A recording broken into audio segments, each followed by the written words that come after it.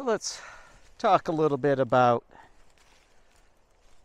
clearing the land and fire danger and controlled burns, because it's important. It's an important issue, and a lot gets talked about it these days.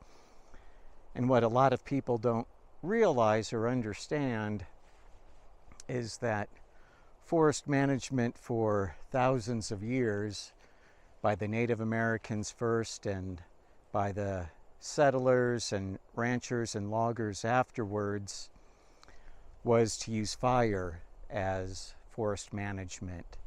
And they would burn the forest from time to time to prevent buildup of fuels, to prevent buildup of too many trees and too many small trees gathered together in one spot. And a small, healthy fire was what made our forests for thousands of years productive, livable places for people. And at some point in time in the last 50, 60 years or whatever, burning the forests went away. We stopped doing it. For whatever, you can argue whether it was a good idea or not, but we stopped doing it. And then the environmentalists also said, well, let's stop clearing all the debris from forests and just let nature do its thing. And what happened was a buildup of fuel throughout all of our forests, and nature doing its thing are huge forest fires that we see today that didn't used to happen. And so on a well-managed forest, if you can't do a controlled burn, which most of us can't because that takes a lot of time, equipment, manpower, you've got to do basically what I've been doing one way or the other. You can bring in the heavy equipment like we saw in another video. But we as the custodians of the land have to now replicate the effects of the healthy forest fires by coming in and getting rid of all this debris that the small fires would take care of. And so that's what this is all about. And hopefully we can get back to a more sensible way of managing the forests, doing more controlled burns and doing more logging especially of downed trees, allowing loggers to come in and get rid of those downed trees that are salvageable.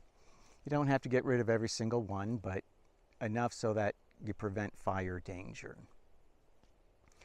And if you don't get out into the national forests, and if you get a little bit off of the beaten path when you get out there, you'll see a lot of places where there are just huge areas of stormed down trees that haven't been cleaned up, and they're just waiting to go up into huge fire that can't be controlled. And so that's what this is all about, is just trying to get back to a healthy forest, a well-managed forest that doesn't have fire danger, and I have to recreate those conditions of a healthy fire.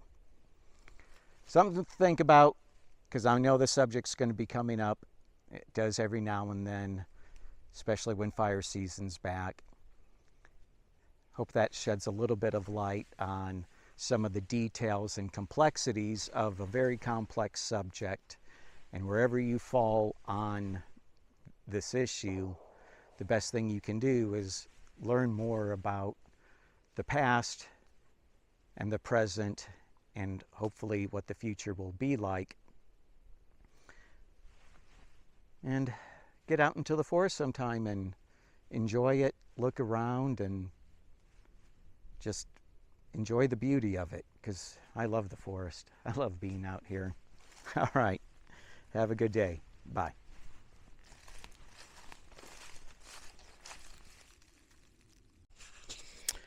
Just wanted to show this burn pile real quick. This was one I did a few weeks ago. And there's balsam root sunflowers coming in right on the very edge of where I had been burning.